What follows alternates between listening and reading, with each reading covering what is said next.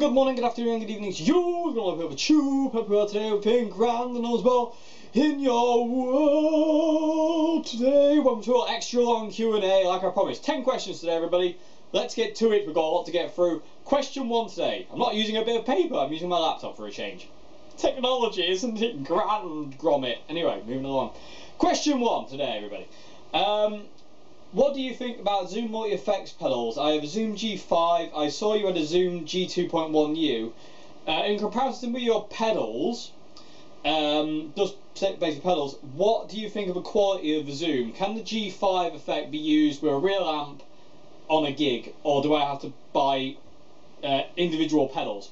No. The Zooms will do a gig. I gigged with my Zoom as my main pedal for absolutely years until I discovered the Governor by Marshall, which I just preferred more. But this is the distort.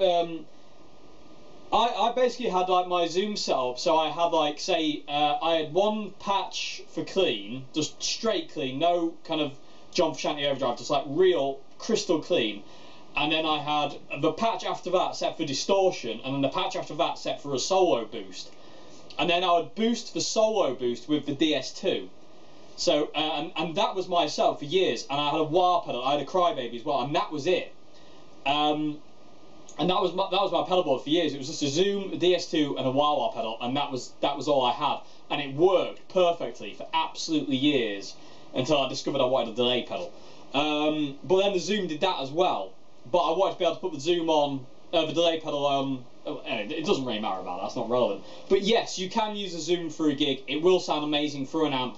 But spend time with the amp at kind of loudish volume to dial it in, because the Zoom, like a lot of pedals and a lot of different kind of effects, and amps actually for that matter, when they're on bedroom volume, they can sound great, but when you get into a live situation and you kind of start cranking that volume up, sometimes they can fizz out a little bit.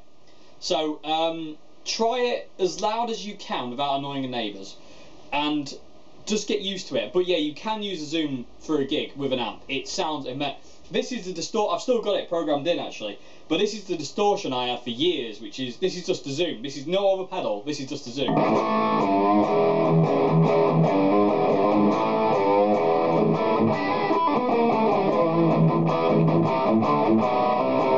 It was just like really great, and it's got a great glee to it.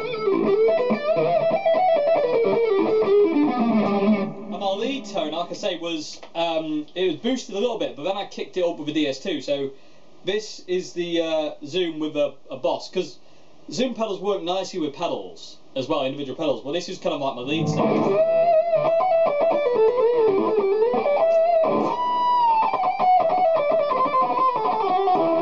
It helps if I need to shred.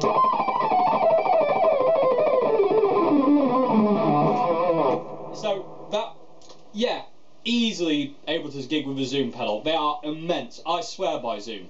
I absolutely swear by their pedal. I think they are absolutely brilliant. And I love the G2. The G5 will, I'm sure, do the exact same thing.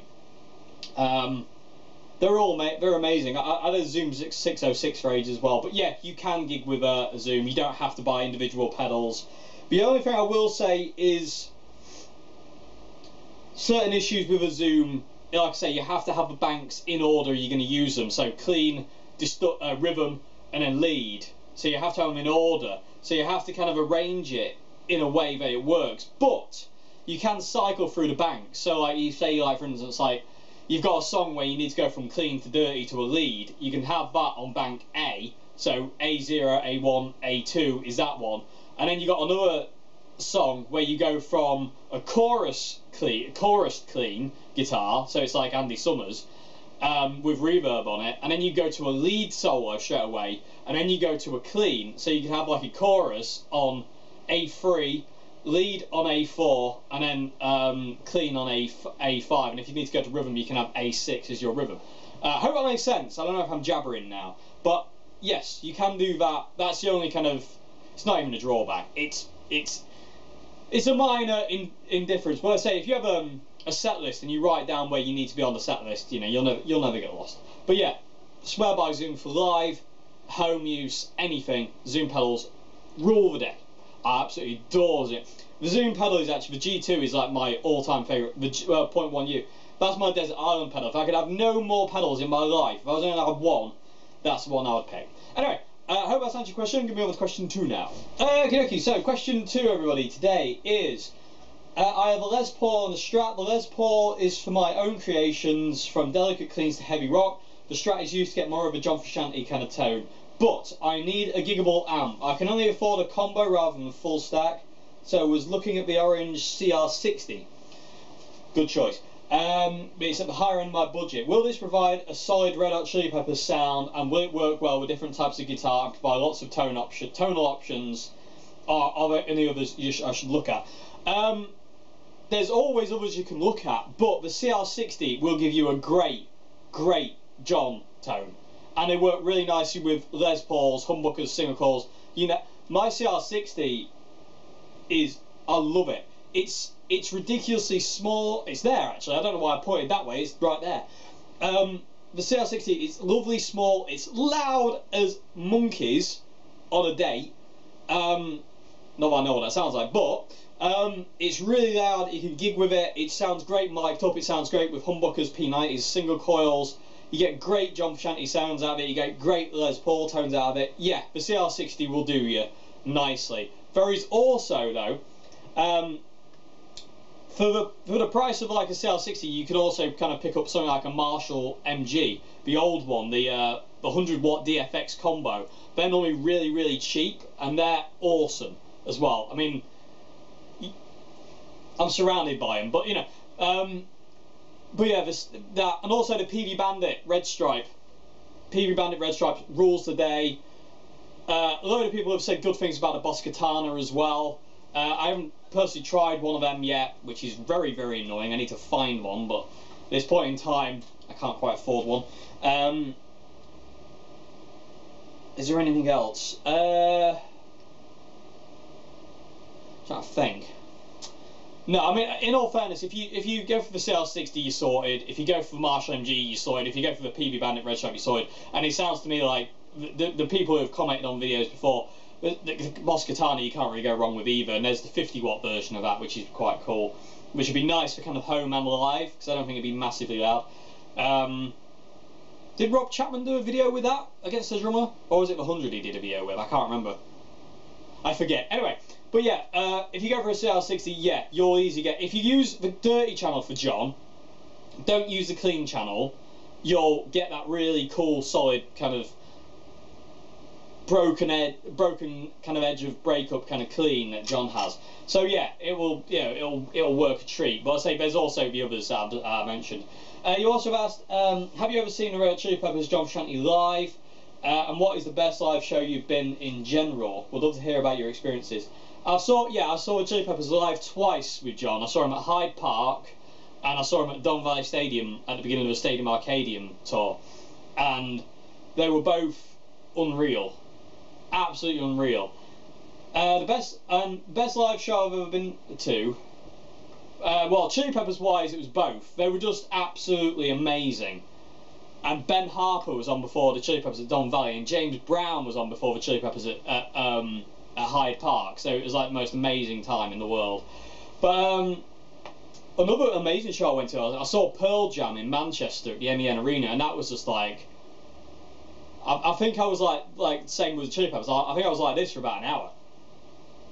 It was so good, but it's really hot, stiflingly hot. But yeah, John live was something else. It really was something else. John's playing live is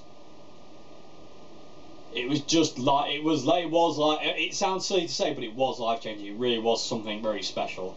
Okay, so I would talk about that all day. I'd like to, but I'm going to have to move on to your third part of your question because I've got a lot to get through today. But maybe I might do a video on that one day. Just just yammer on about what happened and this, that, and the other. Okay, so part 3 of this question is: would you consider covering slightly more challenging songs in your Soundlight series, especially Soundlight John Frusciante series?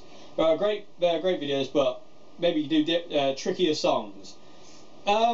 Yeah, I mean, I'll get there. I mean, all my kind of like Soundlight Playlite series, they're fairly kind of simple at this point in time because I'm only kind of getting going. The John Frusciante ones will step up. I mean, I taught Snow. That's not the easiest. Whoa.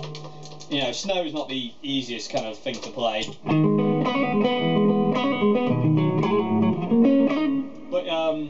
But yeah, I mean, I will get to more complex stuff, definitely, at some point, but I just got to kind of build up to it. I don't want to kind of jump straight in there, because I've got to think about people who are kind of approaching it for the first time, not necessarily people who have been playing for a long time and they can do the simple stuff.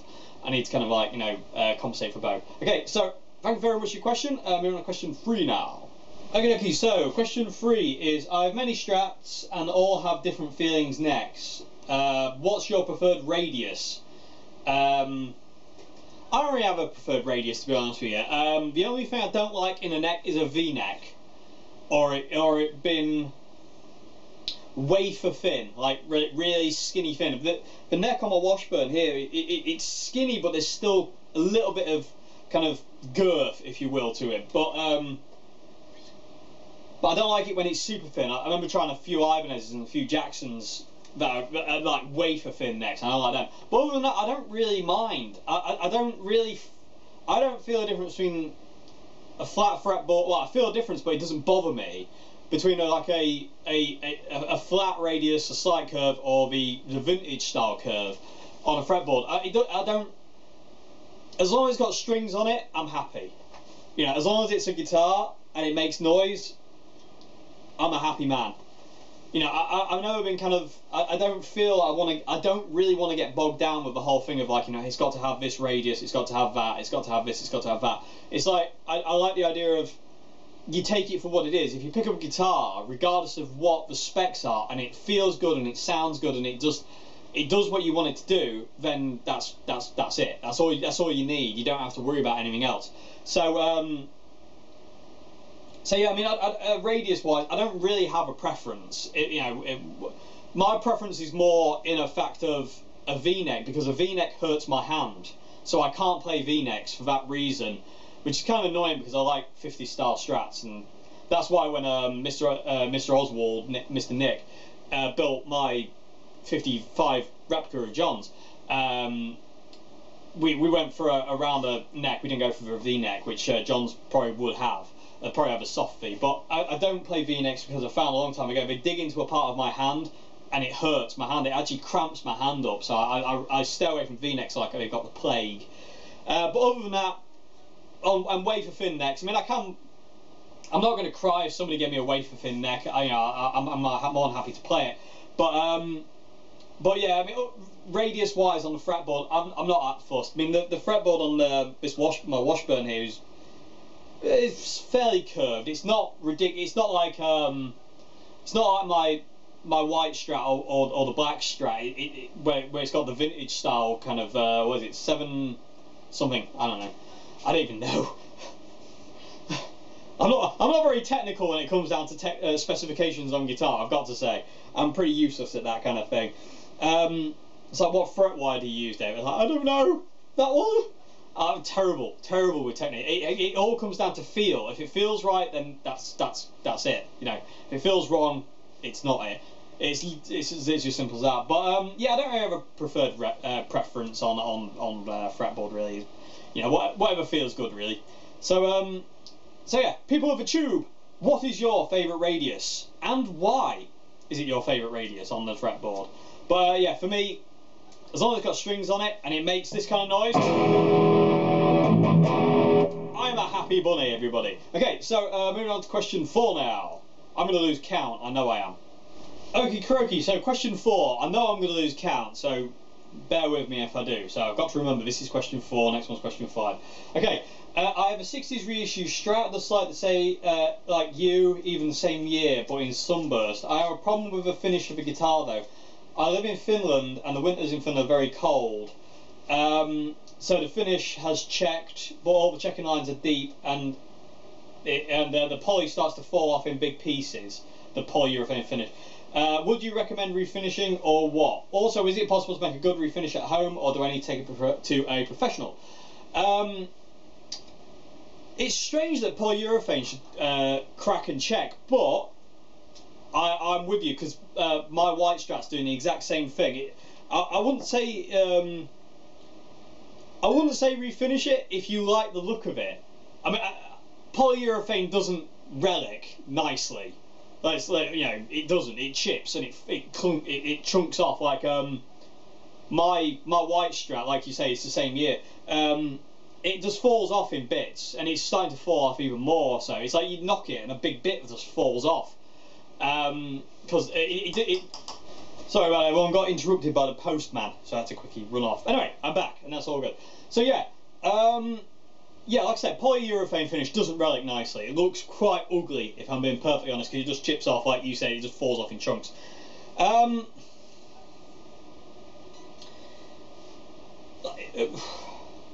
Refinishing it all comes down to whether you like the look of the guitar. If you like the way it looks, don't bother, just leave it.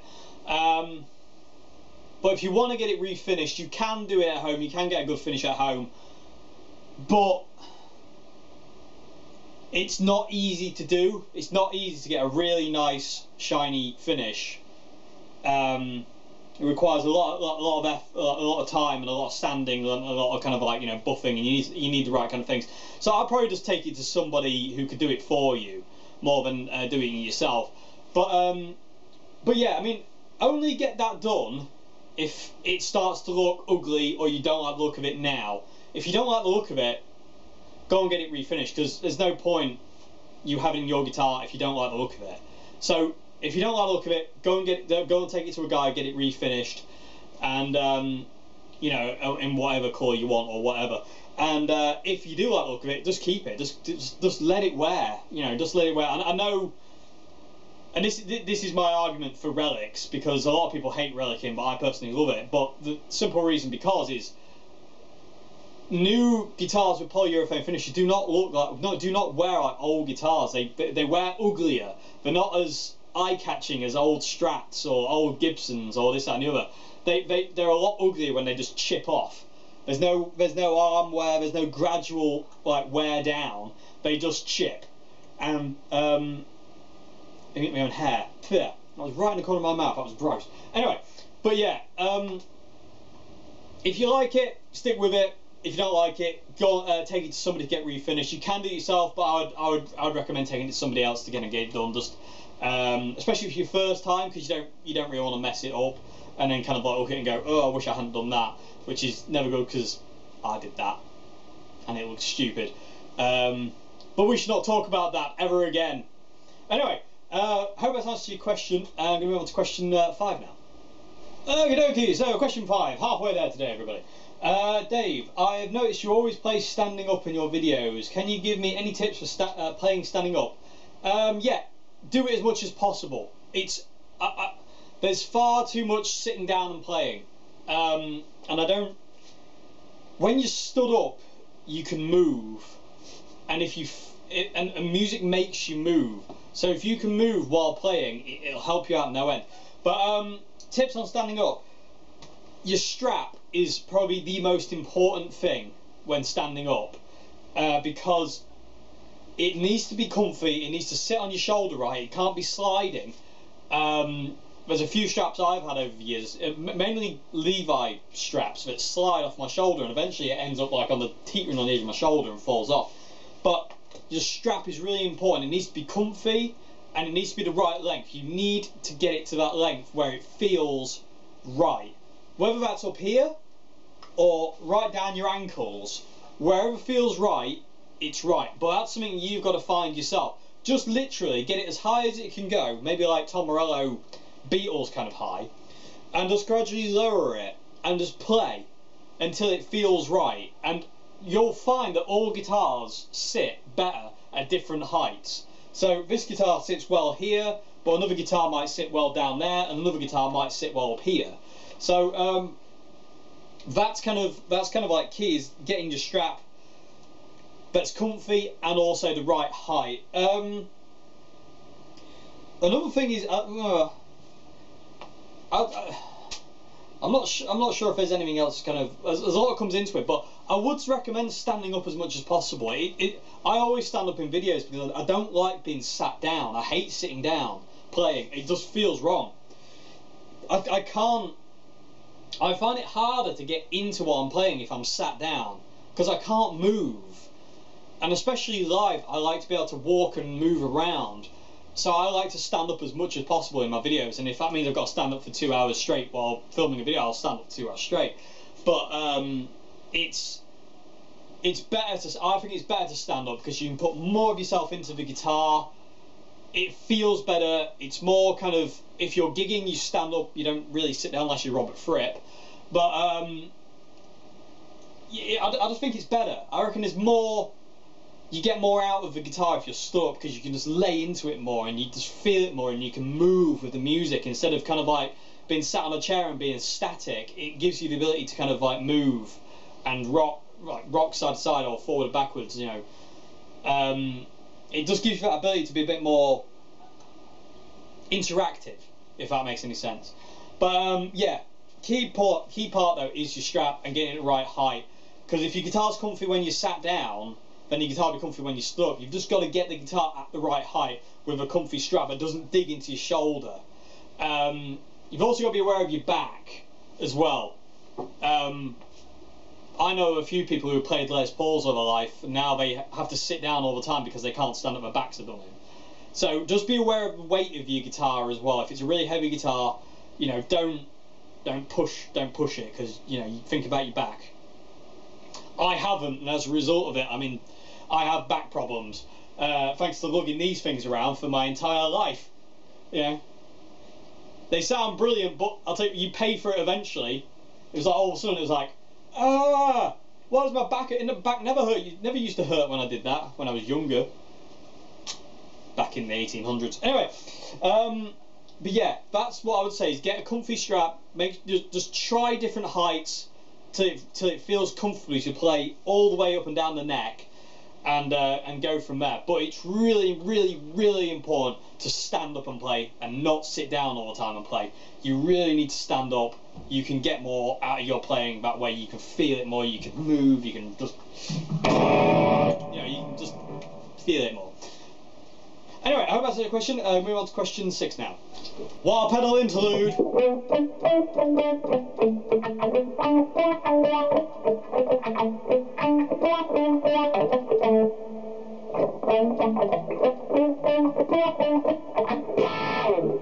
Okay, so question 6 today. I know you posted a couple of videos in response to inquiries on combo amps to get the closest John Frusciante sound. I recall you recommended Marshall and PV, but I'd like to get your thoughts on the smallest combo that will still get you close to that John Frusciante sound. I live in an apartment building with not a lot of space, with neighbours all around, so a stack is not an option to me, and also high watt is be a challenge to keep the volume down and not disturb the neighbours. In your opinion, can a single 8-inch, 10-inch or 12-inch still produce that tone? I've seen a few combos in that model of 12 and 10-inch speakers, really compact. I currently use a small box combo with an 8-inch speaker, and while it can sound very nice when I play my 62 reissue Strat through it, I can't seem to hear the John Frusciante tone. Do you think I need to upgrade to a combo amp with a large speaker in it? Yes. An 8-inch speaker won't quite get the depth of sound. A 10-inch will, and a 12-inch will. So either one of them, you kind of like, you know, you're on there. A 12-inch speaker would be better because that's kind of what John used, bad English. But a 10-inch will do it as well. But small amp-wise, what I would recommend is something like I say, like we said, like a PV or a Marshall, or failing that, the Orange CR60 that I spoke about earlier on. they are brilliant. They go super, super quiet, but they can go super, super loud, and you get a great John tone out of them. And if you're using pedals, they take pedals really well, they take different guitars very well. Awesome reverb, and a 12-inch speaker. The only issue of it with the CR60, I will say, is they're really heavy. They're surprisingly heavy for their size. I mean, they're tiny. They're absolutely tiny, but they are really heavy. And saying that, the Marshall MG100 DFX, that's really heavy as well. The Peavey Bandit is probably the lightest out of those three, and I think the Boss Katana is probably light as well. But I don't know. I haven't picked one up. But yeah, I mean, like I said earlier on, that you got a choice. If you want to go really small and still have that John kind of tone, you want to go for something like an MG100, Peavey Bandit Red Stripe, Orange CR60, or say the Boss Katana. That way, like I say, and because they're solid state, they'll retain the tone at low volume. You don't have to crank it to get it to sound good, although they will sound good when they're cranked. So yeah, I mean, I would go for something with a 10 and preferably a 12-inch speaker. Like the CR60 has a 12-inch, the Peavey Bandit has a 12-inch, and so on and so forth. But because it'll just give you a bit more depth of sound. The 8-inch speaker, like you say, they're really, really cool, but they don't quite have that. The only word I think of is depth. But yeah, that's what I would recommend. I would recommend maybe if you want that kind of tone, I would upgrade to something like that. You also put, if your band's ever got a gig in New York City, please mention on your YouTube channel. I would love to play New York. I would love it. I've never even been there. You know, I haven't been to America yet. But yeah, maybe one day if I keep my fingers crossed tight enough, you know, and just hope enough, then maybe one day I'll get to come and play these places for you all, and that's what I would love. That would make it would just be the best thing in the world for me. And that's all I want to do in life, is just play music for you lot. You know, for people out there who want to listen. That's all I want to do. I don't have any desire to do anything else. I'm not good at anything else, for a start. So if I'm ever in New York, I will. I promise. I will mention it. Fingers crossed. Fingers crossed. Okay. Thank you very much for your question. Moving on to question 7 now. Okay, so question 7, everybody, is wanted to know if there's any different technique to string bending on the 20th and the 21st frets. Example, like in the wet sand solo right at the end. I really can't get the height needed. One thing I will say is you want your strings quite high to be able to get the purchase under your fingers. Otherwise, if the action's too low, you'll just slip off because you won't be able to get the string digging into your finger enough. But you've really got to dig in. You've really got to press down hard, but not to the point where your wrist is breaking. But you really want to be, you know, you really want to be able to kind of like feel the fretboard on your finger, because most of the time when you bend, you're not technically touching the wood. You know, well, you are, but you're not. But you know what I mean? You kind of like there's a little bit of a gap, so to say. Well, you are touching the wood. That's a ridiculous statement, Dave. But you know what I mean. But you really want to be able to kind of really, you know, you want to be feeling the wood grain under your fingernail, under your finger callus, basically, under your fingernail. Definitely don't want your finger under your fingernail. That hurts. Okay. But yeah, I mean, I'd winch your strings up. You want quite a high action to be able to kind of like, you know, like in the wet sand solo.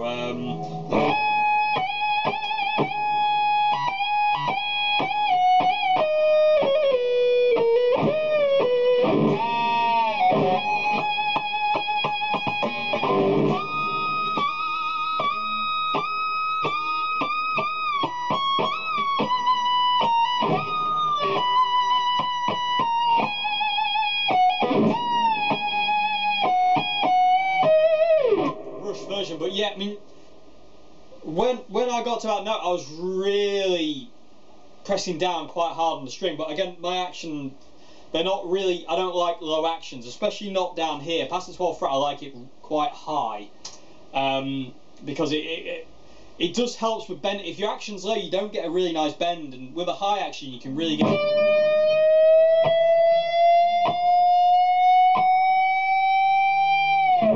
Absolutely ridiculous bends with a high action because the string has room to move over the frets. So yeah, I mean that's the only thing I'd really recommend. Really, is kind of like, you know, just really get your finger on that note, really, you know, really get that finger down, and use your other two, like, you know, preferably you want to be using those three fingers like that, and really use all three of them to push that finger, kind of almost resting on it, and bend. You know, you always want to bend with your wrist. You know, you want to pivoting with your wrist, never want to bend with your fingers, because that'll just cause carpal tunnel syndrome at some point. You want to be bending with your wrist and just kind of like that nice kind of pivot kind of action, and just really feel that string. You know, really feel that string, and use maybe your first finger to push the others out of the way as you're pushing that one up. So as I'm bending the high E string on that fret, my first finger is pushing the B string up, and when it gets to a certain height, it'll start to push the G string up as well. So it's pushing the D and the B and the G. So they're totally kind of not there. You know, they're making that noise, but you don't hear that because you're just hitting your high E. But and also up picking. Instead of down picking that note, up pick it. Like, just, you know, up pick that note, because John does that a lot. You'll notice John will up pick a load. So when you kind of get to that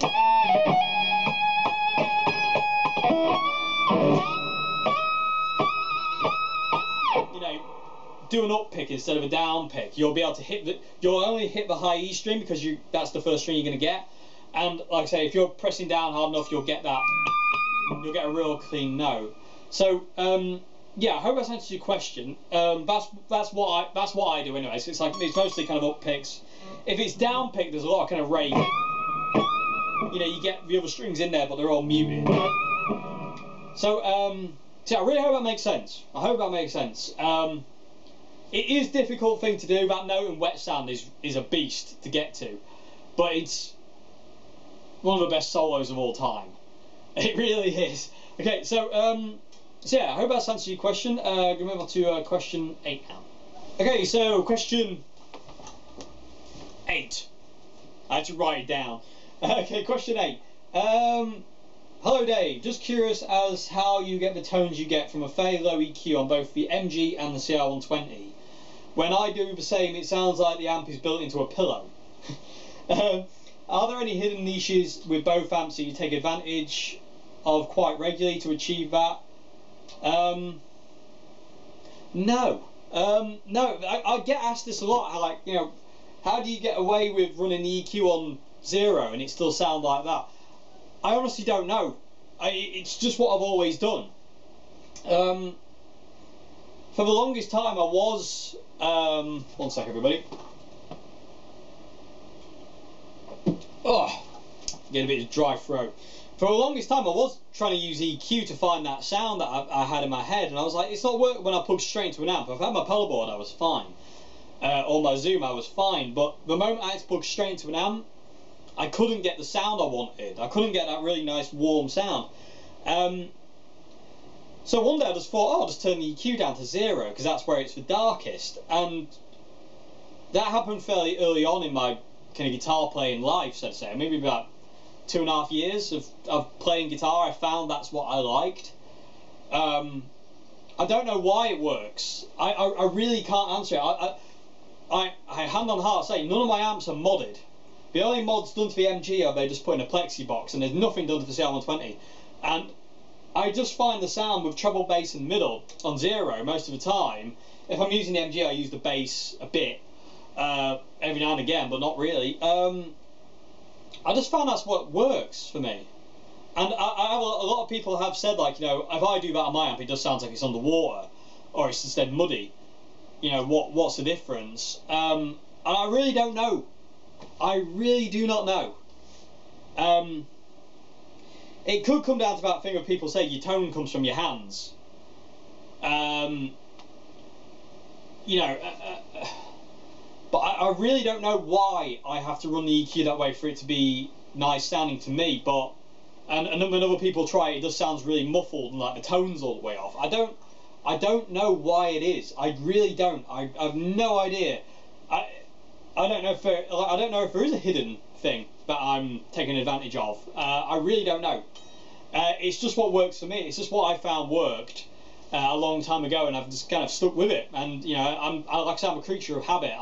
Once I find something that works, I don't really try anything else. I don't go for anything else. As soon as I know, as soon as I know what I like, that's it.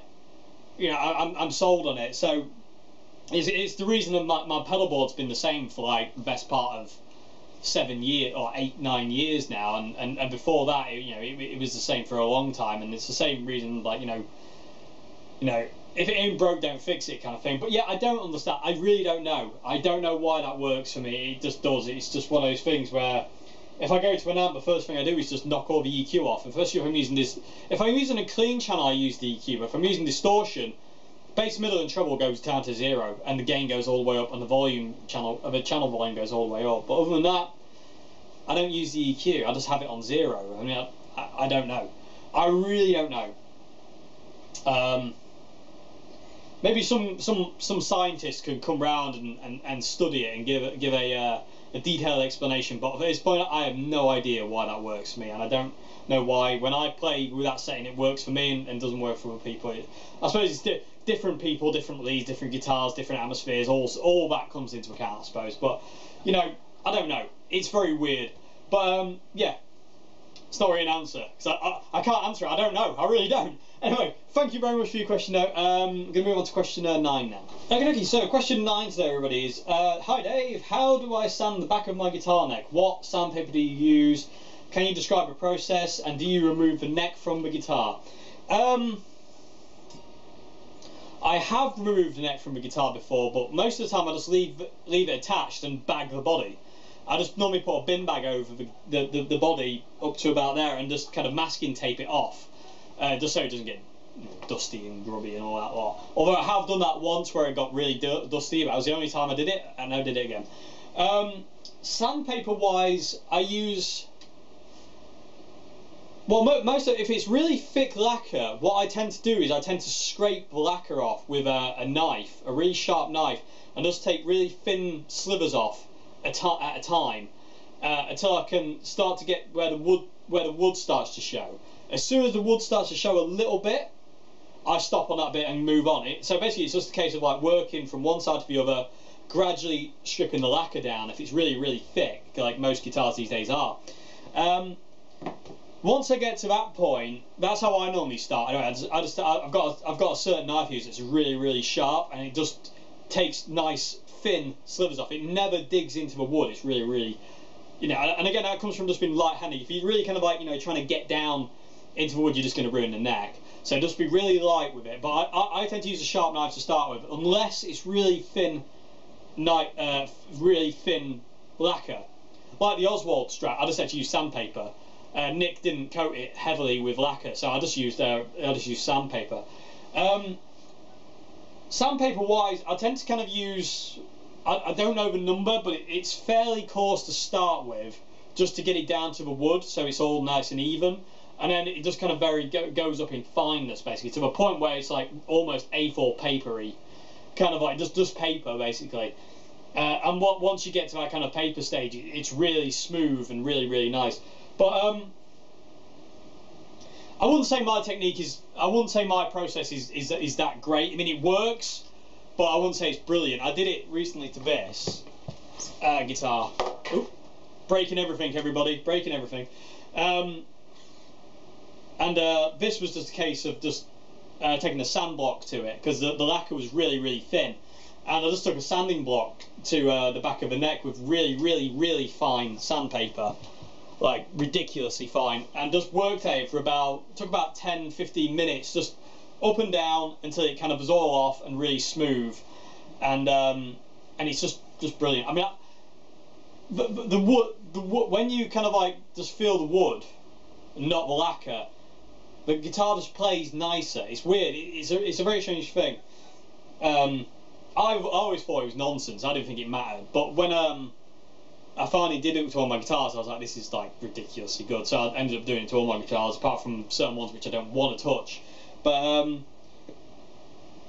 yeah, I mean, that's what I do. I just take a sharp knife if it's really thick. If it's not thick, I don't use the knife. And just, you know, lightly scrape away the finish until I can start to see the wood, but only just when you see wood. Like if you scrape and it's just there, like half a millimetre showing, that's enough. And you just gradually take it down till it's about that, and then you take fairly coarse sandpaper, quite hard kind of sandpaper, not stupid, not like, we're not talking like you know, like, no, we're not talking like grinder. We're not going to grind it, but like fairly hardish kind of stuff, just to get it kind of so it's all fairly even, and then just kind of gradually work your way up through likenesses until it's really, really fine. The sandpaper's really fine, and it'll just give you a really nice smooth finish. So yeah, that's what I do. I'm sure there's a better way of doing it. I'm sure there's a more precise way of doing it, but that's my ramshackle way of doing it, everybody. So I did what I made, but yeah, I hope that's answered your question. Going to move on to the final question of the day, everybody. Question 10. Random Neil Young there. Clicking on to question 10.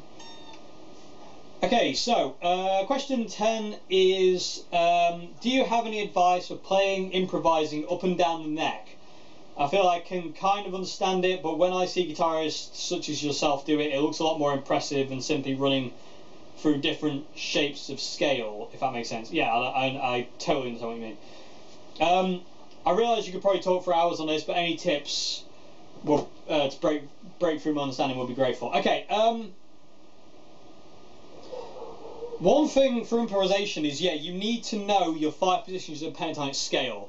The Rory Gallagher video I did recently, where I had the 5 positions of pentatonic scale with the passing notes, which can be construed as modal notes, if you will. There are modes in there, but if you know your 5 positions of a pentatonic scale, it breaks you out of just that playing up and down. You start to play up and down that way instead of up and down that way. So learn your 5 positions of pentatonic scale. I'm going to do a video on this at some point, just kind of like, you know, talking a bit more in depth on this one. I'm going to do a whole video on it, I promise, at some point. I keep saying I'm going to do it, and I will do it, I promise. But you know, when you learn your 5 positions of pentatonic scale, you then have the ability to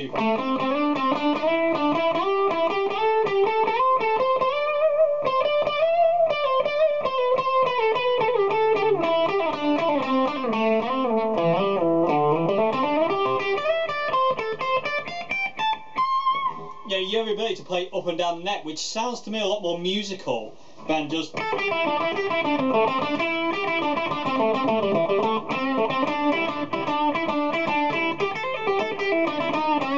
know, than that. Because although there's nothing wrong with that at all. Pentatonics rule the day. Or, I mean, I love pentatonics. I think pentatonics are. You're always finding something new with a pentatonic. You can. It's mad, like string skipping.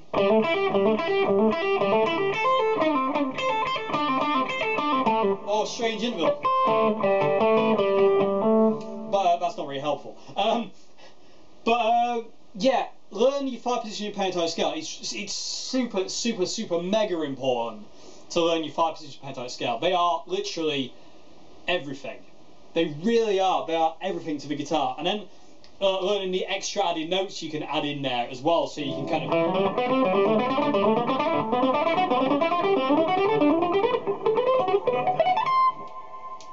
flubbed out at the end there. That's my own fault. Yeah.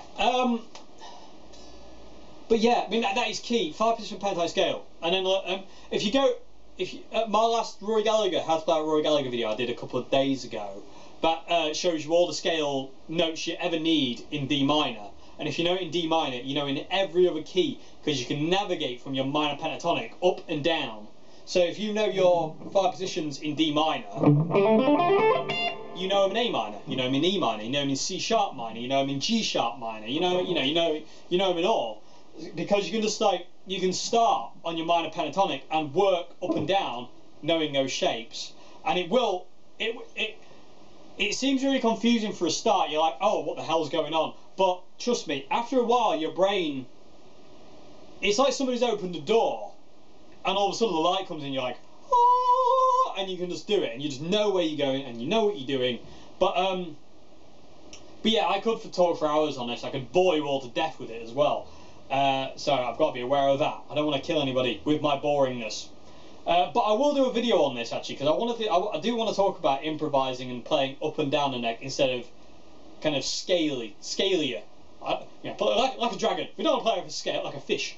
But yeah, playing across the neck instead of up and down the neck. So I'm going to do a video on that, nattering away at some point, and just kind of tell you some little theories and whatnot on it. Well, hang on a minute. While I'm stood like that, I should have played this riff. I get referred to as Ian Anderson enough, Jethro Tull. I should start standing like him and playing a flute. Anyway, yeah, that is the only thing I can think of. 5 position pentatonic scale, learn it in your favourite key, or learn it in E minor. E minor is the key for guitarists. You know.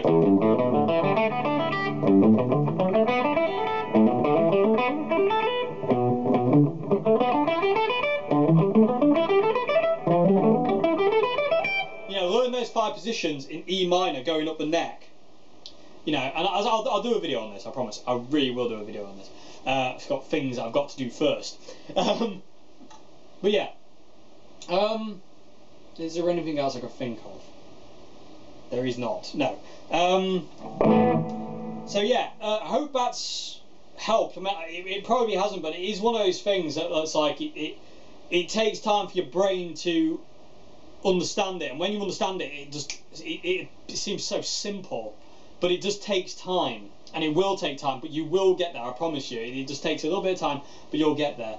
Okay, so I really hope that's answered your question. I know it's not the best answer in the world, but learning your 5 position your pentatonic scale and starting to just kind of mess around.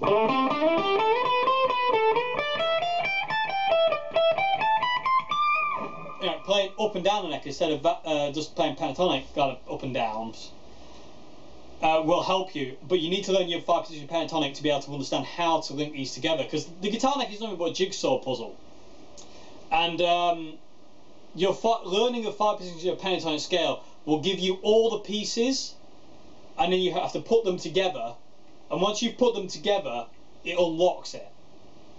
You know, that's the only way I can think of kind of describing it. But yeah, I really hope that, you know, I might hopefully kind of like, you know, if I wasn't helpful, just, you know, call me an idiot.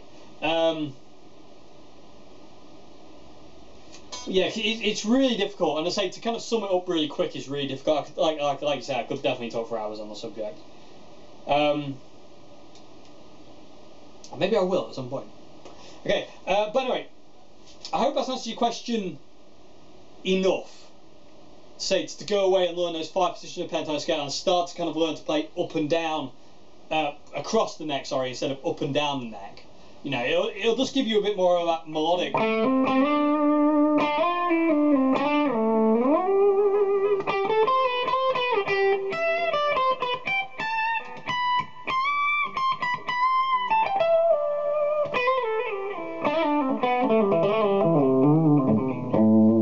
That's nothing but pentatonics with certain added notes.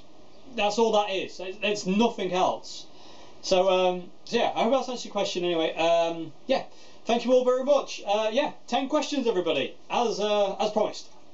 Quite enjoyed it actually. It's quite cool. I might start doing more questions in Q&A. It's quite cool. Okay, so yeah, I hope you enjoyed this video everybody. I hope that's answered your questions okay, to best of my kind of ability, so to say. And yeah, I'll see you again on Friday for another video. What am I doing on Friday? I have no idea what I'm going to be doing on Friday yet. I haven't decided. But I will see you on Friday for another one. Have a great Wednesday, everybody. Have a great morning, afternoon, and good evening. Goodbye now.